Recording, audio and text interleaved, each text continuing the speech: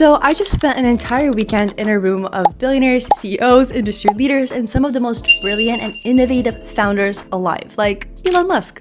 A single ticket just to be there was $7,500 per person, so here are the biggest takeaways that will change the way you think about business, branding, and the future of AI. By the end of this video, you'll understand exactly how leaders are thinking about the future and how you can apply it to your business. Let's get started. But before we get into it, let me introduce myself. I know you're probably thinking, ooh, All In Summit, probably hosted by the hosts of the All In podcast, Jason Calacanis, Chamath, David Friedberg, and David Sachs. And you may also be thinking, well, as far as I know, their audience consists of a lot of tech bros and people in the AI niche and a lot of B2B somethings. You don't really look like a tech bro, Vera, and that's because I am not a tech bro yet. I plan to be one. My expertise actually lies in the marketing industry. I run a personal branding and marketing agency called V-Factor Social. I'm the Chief Everything Officer. Nice to meet you. Where we specialize in building really powerful digital brands for founders and service-based businesses alike. And I also am an influencer with over 160,000 followers total, having worked with brands like Notion, Microsoft Edge, and more. For full transparency's sake, I actually found out about the summit extremely randomly.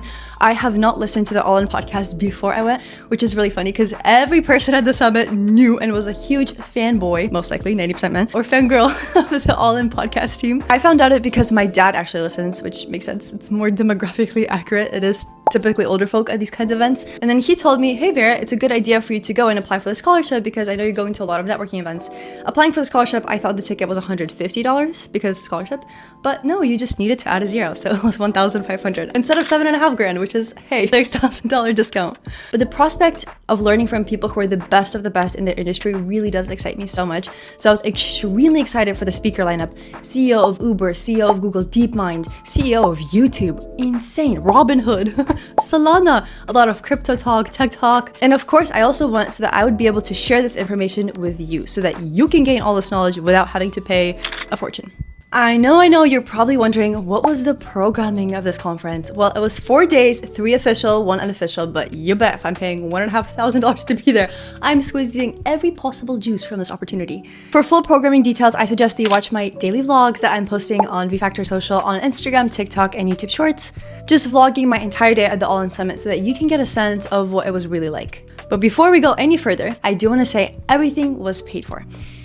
The value of this conference is absolutely insane. Free food that tasted really good, by the way. Free drinks. I'm talking open bar from 8 a.m. to 5 p.m. You could be drunk from the sun rising to the sun going down, and it's paid for. Day 1 was Saturday. This is what the schedule looked like. It was an unofficial day, which means I had 2 events that day. I had a pickleball tournament, which was just open to everybody in the All In community. If you listen to the podcast, you're part of some sort of app. I found out, once again, I am new to the podcast. Don't tell anyone. This is just between us. Pickleball tournament was incredible, and then afterwards, it was a pre-summit networking event, which was limited only to those who actually had a ticket to the summit, which was great. Met a bunch of people, a lot of investors, a lot of tech people. It was interesting for sure. Second day, Sunday, this is the first official day. First, I had women's brunch, which was limited to women, and I'm very grateful for that because the conference was predominantly male. So it was awesome to have a place where badasses, pardon my French, badass women could just gather who are also founders, who are also entrepreneurs. And then we could just chat about everything under the sun and network. And I met so many people and it was incredible, except for the fact that it was 100 degrees out and we were just out in the heat. I was wearing this exact outfit actually. So you can imagine just how much sweat I broke, but that's okay. It was worth it. And then afterwards from 12 to 5 was the official registration party, which just meant that there were poker tables. You had caviar bumps, like black caviar. You could just take some, you could take as much as you want. Black caviar, insane. Very luxe event. Just a bunch of networking to do, food everywhere. So there was a ton to do on Sunday, and that was the top networking day for me. And then at the end, this was your networking dinner on a specific topic that you chose. I, of course, chose the creator economy and new media dinner. It was at this Indian restaurant. Uber vouchers were paid for, by the way, so you could Uber there for free. It is ridiculous. Someone explained this to me. How come in LA, if I am 10 minutes away from my destination, 5-mile drive, how come the Uber is $20? Can someone explain that to me? And then also worse, instead of Uber, there's Waymo, which is a robot taxi. And how come that's more expensive? Does that make any sense? Somebody please explain. I got to the Indian restaurant, everything was paid for. It had, I think it was 4 or 5 courses. First, it was just happy cocktail hour, open bar, of course, about for an hour. And then when the dinner started, you just sat randomly at a group table with people, and then you guys would just chat about whatever you wanted, and it was incredible. Now moving on to Monday, it was the first day of conferences, 9 to 5, incredible speakers. And then after that, there was an activity of your choosing, the Monday night experience. You could choose to go to a poker tournament. You could go to a nightclub. I almost chose that, but I ended up going to comedy night at the United Theater, which was incredible. And it was 10 seconds away from the hotel that we were staying at, which is nice. And I'm in Orange County, so I'm an hour away from LA. So we drove this entire time, except for that one night, because the dinner, we just got home at 11 p.m., 12 a.m. and it was really late. And we were like, let's just do a hotel. And we did, and it was awesome. Comedy was absolutely fascinating. Once again, open bar, food is free.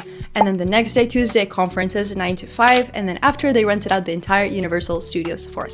So make sure to watch the vlogs, YouTube Shorts, Instagram, TikTok, to see exactly what it was like, but it was insane. And now, Vera, what about the key takeaways? What did you actually learn? So before I get into that, I just want to preface you in case you're thinking about going to the All-In Summit, or maybe you went, and I'd love to chat more about you with this. I thought originally, because once again, I'm not a listener of the podcast, I thought it would be more of an educational sort of conference, because all the conferences I go to have an educational tone to them.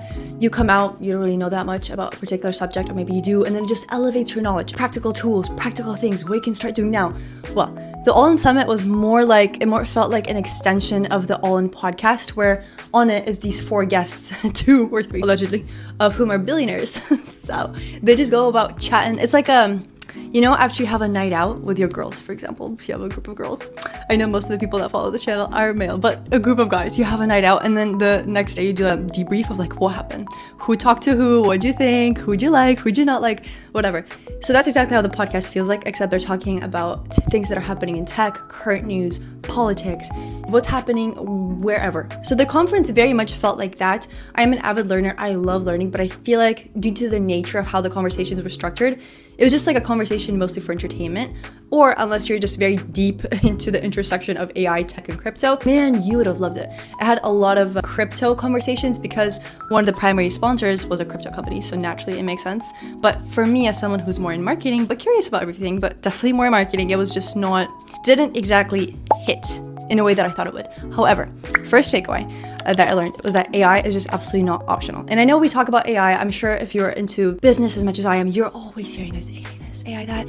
AI is coming for our necks. AI is coming for our jobs. Before going to the summit, I actually read AI 2027 and I watched a breakdown video on it, which that is a study. It'll be pulled up on the screen here. That is a study that was done by a couple of people who are really deep in the tech and AI niche about predicting AI and how it's going to evolve. And it even touches on AGI, which is general intelligence of AI, where AI can just solve its own problems without being prompted and just knows a little bit about everything. And Gary Vee honestly said it best. With this new AI wave, you have 2 options. One is you just cross your fingers, you hide. I had a dream about the ocean, so this is very fitting. And just let the AI wave wash over you, and whatever you have left after, in your house, in your home, that's what you have left. And the second approach is just to fully embrace it, get a surfboard, and learn to surf those waves. I prefer to be doing the latter. Continuing on this topic, Eric Schmidt, who's the former CEO of Google, he said that in 3 years, AI will be smarter than any human alive. Let that sink in. Because what I noticed also having read the AI 2027 study is that nobody's arguing about the possibilities of AI. Everybody is arguing about the timeline. No, it's 10 years out. Oh no, it's right on the corner. Oh no, it is 15 years out. We're nearly not there yet. But every single person who is in this field is confident about the possibilities of AI. And that's not something to be argued about.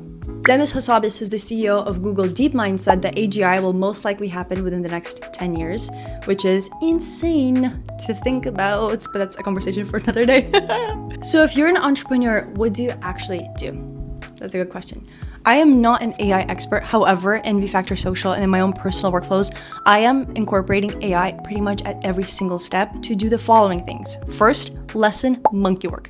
This is what I like to call really boring, really repetitive tasks that you do not need a lot of mental capacity or energy for. That could look like on a personal founder level, we're all busy. Our inboxes are going crazy. We have 1,000 different events to go to. Our calendars are confusing. Organizing a schedule. There are plenty of AI tools who do that. And instead of hiring a virtual assistant and paying them a couple grand a month, you can just have AI do that for $20 a month. ChatGPT 5 newly has released ChatGPT agents where you can connect your Google Calendar and then a bunch of other apps, as you can see right here. And then ChatGPT, with your permission, it can actually do things on your behalf. How awesome is that? I think it's pretty wonderful.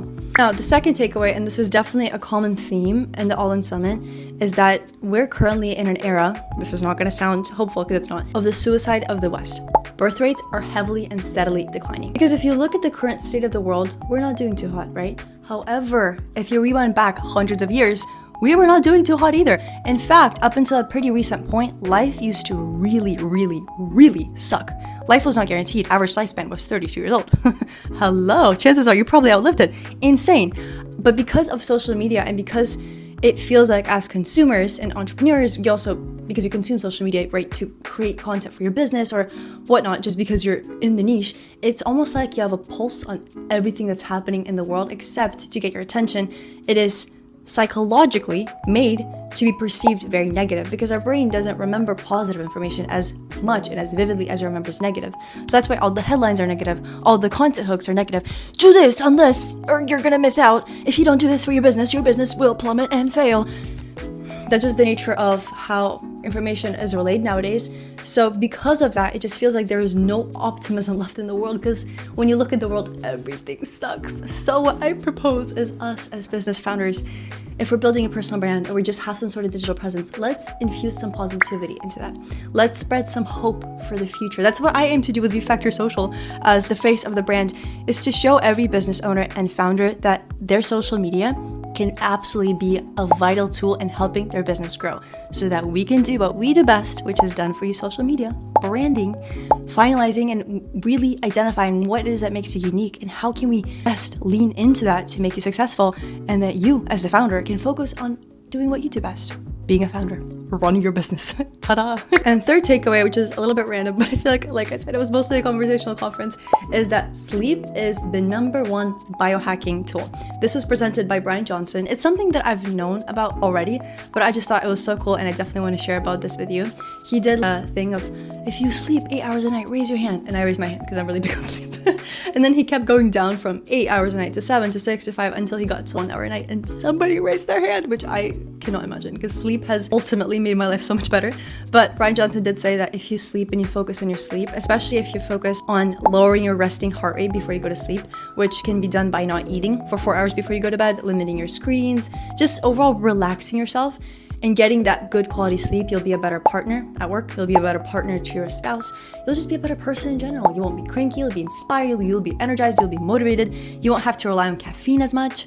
And that, of course, creates sustainability for building a really powerful business empire, which I know for a fact you and I are doing. Clock it, sis. I'm gonna be completely honest with you, I'm sweating like a dog and I have a nail appointment to get to. As you can see, my nail broke, which is not the greatest. But something else I want to touch upon is that with events like these, I think one of the most powerful takeaways is just learning how to network. And if not learning, then really improving your networking skills. Because something that I realized upon going to this event, which was huge and had 4,000 people, by the way, I think the All-In podcast team might have made anywhere from $9 to $17 million, which is incredible. But that's a video for another day, is that networking is really just learning how to market yourself effectively. Networking is the equivalent of personal branding, because instead of it being how you show up online and what you're wearing online and your speaking cadence online, what kind of content do you make, it is the same thing except in the real world. How do you present yourself to alive, breathing people who are not looking at you from a screen? Networking is not just about pitching, it's about positioning, visibility, and storytelling. And to increase my visibility, something silly that I did, I got dot cards, which I would show you, but it's in my bag. It's basically, it looks like a credit card, except if I tap it on your phone, you get all of my information. Okay, it's pretty awesome. I also have a little sticker on my phone, so I can just tap phones with someone and they get all my info. And then also, I printed out a QR code of that and I put it on my back, actually, so that anyone who was passing by me, who was curious, could just scan me and be like, oh, that's that girl. That's the girl that scales founder visibility. That's the social media girl. And I'd be like, yeah. And a lot of people actually came up to me being like, hey, your thing is awesome. And I said, thanks. Just using my back as an advertising space. Just being a real life influencer. I do this digitally, so it's nice to bring it to the real world. The summit was absolutely awesome, and I hope by watching this video you got a taste of what it was like, and perhaps you could consider going to it next year. I have no affiliation with them. I'm not sponsored by any means, so I do not have a discount code for you, unfortunately. No discount codes. I don't think even, I met a lot of people in big tech and they all said that they had to pay for individually, as in their companies don't sponsor outings to this conference, so it's quite a hefty price. However, I think it is absolutely worth it, especially if you're on scholarship, because getting the entire Universal Studios to yourself, come on, that is way more expensive than $1,500. The value of the people you get, everyone's extremely nice, extremely down to earth, very chill. There's no such thing as like huge divide there amongst people, like you're looking up to anyone, you're just being yourself, and it's very chill. So I definitely recommend going. Let me know in the comments which of these insights you resonated the best with, and if you went, then let me know what you thought. However, if you're curious about any of these topics, you can just go to the All In podcast on Spotify or wherever you get your podcasts on YouTube, and you can just listen to them because they posted everything. So definitely recommend doing that. Once you listen, let me know what's the #1 thing that you learned. If you're looking to scale your visibility and authority as a founder or founder of a service-based business, you know who to call. I'm right here. I'll answer your call. I'll be waiting. Just tell me that you came from this YouTube video. Hit subscribe to the V Factor Social YouTube channel, and there'll be more content soon. Networking content. But just you wait for that. Goodbye. It was a pleasure chatting with you.